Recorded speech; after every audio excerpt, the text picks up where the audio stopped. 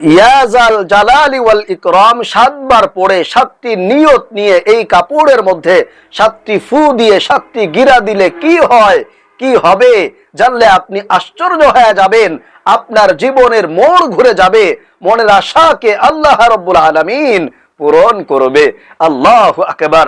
7টি নিয়ত নিয়ে 7টি ফু দিয়ে এই কাপড়ের মধ্যে 7টি গিরা দিবেন, 7টি আশাই আল্লাহ রাব্বুল আলামিন আপনার পূরণ করবে।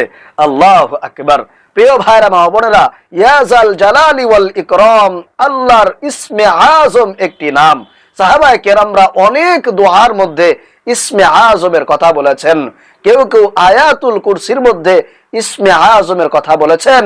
স্বয়ং নবী করিম সাল্লাল্লাহু আলাইহি ওয়াসাল্লাম বলেছেন, ইয়াজাল জালালি ওয়াল ইকরামের মধ্যে আল্লাহর ইসমে আজম লুকায়িত আছে।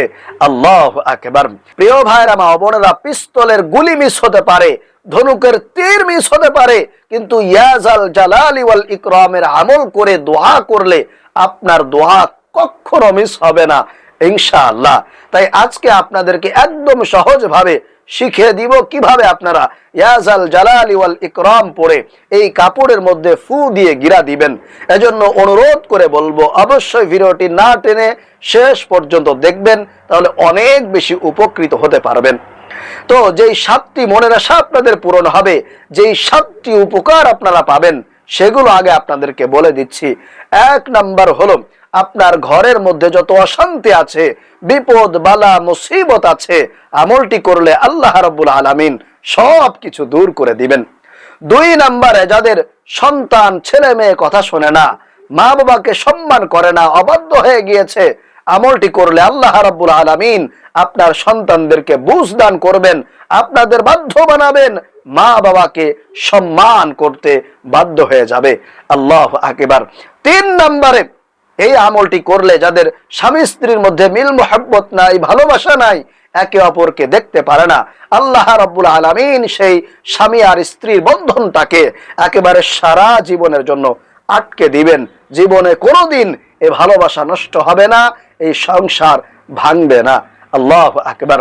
4 নাম্বারে, এই আমলটি করলে যাদের ঘরের মধ্যে ব্ল্যাক ম্যাজিক আছে, জাদুটোনা আছে, দেখা যায় স্বামী বাহিরে থাকলে ভালো থাকে, সন্তানটা বাহিরে থাকলে ভালো থাকে, কিন্তু ঘরে আসলে মেজাজটা গরম হয়ে যায়, দুর্ব্যবহার করে, মা বাবাকে সম্মান করে না, স্বামী স্ত্রীর উপরে নির্যাতন করে, দুর্ব্যবহার করে, ইনশাআল্লাহ এগুলো কেটে যাবে, কারণ এগুলো হয়ে থাকে ব্ল্যাক ম্যাজিকের কারণে, জাদুটোনার কারণে।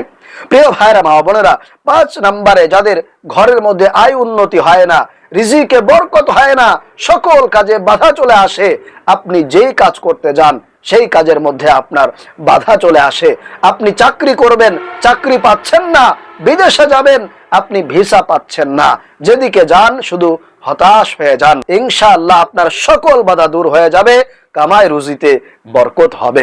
প্রিয় ভাইরা মা বোনেরা, এই আমলটি আপনারা রাত্রে বেলায় করতে পারবেন, বিশেষ করে মাগরিব থেকে নিয়ে ফজর পর্যন্ত এই সময়ের মধ্যে যে কোনো সময় চাইলে আপনারা করতে পারবেন। আপনারা রাত্রে বেলায় ঘুমাতে যাওয়ার পূর্বে করতে পারবেন, অথবা চাইলে আপনি শেষ রাতে উঠে এই আমলটি করতে পারবেন। তাহলে এই আমলটি করার জন্য আপনারা এরকম একটা গামছা নেবেন, পরিষ্কার পবিত্র একটা গামছা আপনার ডান পাশে নিয়ে বসবেন, অথবা চাইলে মা বোনদের ওড়না দিয়েও কিন্তু আপনারা এই আমলটি করতে পারবেন। যাদের গামছা নেই তারা কিন্তু মা বোনদের ওড়না ব্যবহার করেও এই আমলটি করতে পারবেন, এবং 1 সপ্তাহ পরে আপনারা এই গামছা আগের মতো স্বাভাবিকভাবে ব্যবহার করতে পারবেন, ওই ওড়নাও ব্যবহার করতে পারবেন, কোনো অসুবিধা হবে না, আপনাদেরকে ফেলেও দিতে হবে না। আশা করি বুঝতে পেরেছেন। তো সর্বপ্রথম আমলটি করার জন্য আপনারা সুন্দরভাবে ওযু করে পবিত্রতা অর্জন করে নেবেন। কারো সাথে কোনো কথাবার্তা বলবেন না, সম্পূর্ণ মনোযোগটা আপনাদেরকে আমলের প্রতি দিতে হবে, কারো সাথে কোনো কথাবার্তা বলা যাবে না। তো প্রথমে সুন্দরভাবে বিসমিল্লাহ সহকারে আপনারা ওযু করে নেবেন। এরপরে ওযু যখন হয়ে যাবে তখন আপনারা গামছাটা ডান পাশে নিয়ে বসবেন বা ওড়নাটা ডান পাশে নিয়ে বসবেন।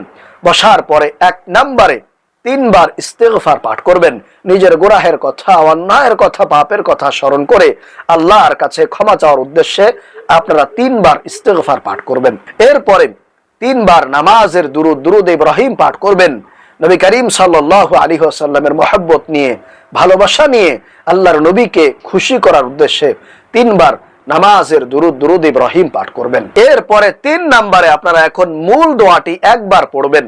ইয়া জাল জালালি ওয়াল ইকরাম একবার পড়ে আপনার যে কোনো একটি মনের নিয়ত বা উদ্দেশ্য আপনারা বলবেন।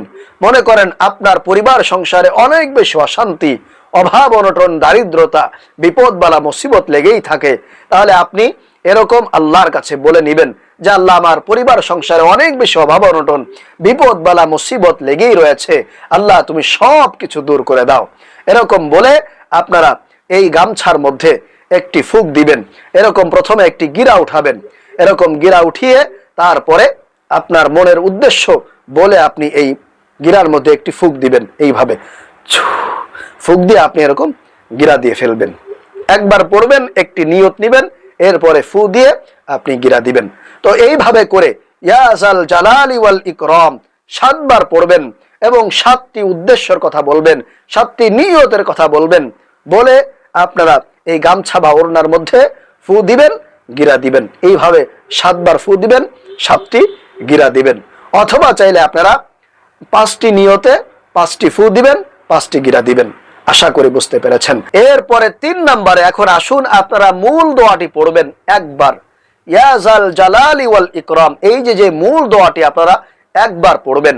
একবার পড়ে আল্লাহর কাছে আপনি আপনার মনের যে কোনো একটি আশা বলবেন।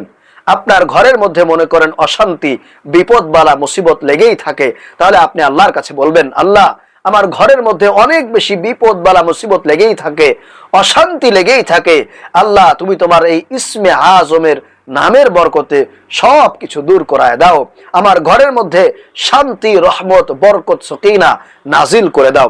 এরকম ভাবে আপনার মতো করে কিছু কথা বলবেন, একটি উদ্দেশ্য বলবেন। বলার পরে এই গামছার মধ্যে একটি গিরা উঠাবেন বা এই গামছার মধ্যে একটি গিরা তুলবেন। তুলে সেই মনের আশাটা বা উদ্দেশ্যটা বলে আপনি একটি ফুক দিবেন। এইভাবে ফুক দিয়ে এরকম গিরা দিয়ে ফেলবেন। এরপরে 2 নম্বরে আপনার সন্তান কথা শোনে না, আপনার ছেলে মেয়ে অবাধ্য হয়ে গিয়েছে, তখন আপনি আল্লাহর কাছে বলবেন যে আল্লাহ আমার ছেলে মেয়ে সন্তান অবাধ্য হয়ে গিয়েছে, আমাদেরকে সম্মান করে না, আমাদের কোনো কথাবার্তা শুনতে চায় না, আল্লাহ আমার সন্তানদেরকে বাধ্য করে দাও। এরকম বলে আপনি আবারও দ্বিতীয়বার একটি ফুক দিবেন। ফুক দিয়ে এরকম গিরা তুলবেন, গিরা তুলবেন। এইভাবে করে আপনি 7 বার পড়বেন ইয়া জাল জালালি ওয়াল ইকরাম এবং 7টি ফুক দিয়ে 7টি নিয়তে আপনি গিরা তুলবেন। তাহলে ইনশাআল্লাহ হয়ে যাবে। তাহলে প্রিয় ভাইয়েরা, মা বোনেরা, এখন আসুন আমি আপনাদেরকে বলে দিব এই গামছাটা আপনারা কিভাবে রাখবেন। এই গামছাটা আপনি আপনার আলমারির ভিতরে কিংবা আপনার ওয়ারড্রপের ভিতরে আপনি সুন্দরভাবে রেখে দিবেন, অথবা উপরে আলমারির উপরে, শোকেজের উপরে আপনি এটা 1 সপ্তাহ পর্যন্ত রেখে দিবেন, কেউ যাতে এটাতে ধরতে না পারে, টাচ করতে না পারেন। এরকম ভাবে 1 সপ্তাহ পর্যন্ত রেখে দিবেন। ধরলেও কোনো অসুবিধা নাই, তারপরও চেষ্টা করবেন একটা জায়গায় রাখবেন যাতে সেখানে কারো নজর না পড়ে, কারো হাত না লাগে। ইনশাআল্লাহ এইভাবে যদি আপনারা আমলটি করতে পারেন, আল্লাহর রহমতে অবশ্যই আপনার সকল বাধা দূর হবে। ঘর থেকে ব্ল্যাক ম্যাজিক, জাদুটোনা দূর হয়ে যাবে। বিপদ বালা মুসিবত গুলো আল্লাহ রাব্বুল আলামিন কেটে দিবে।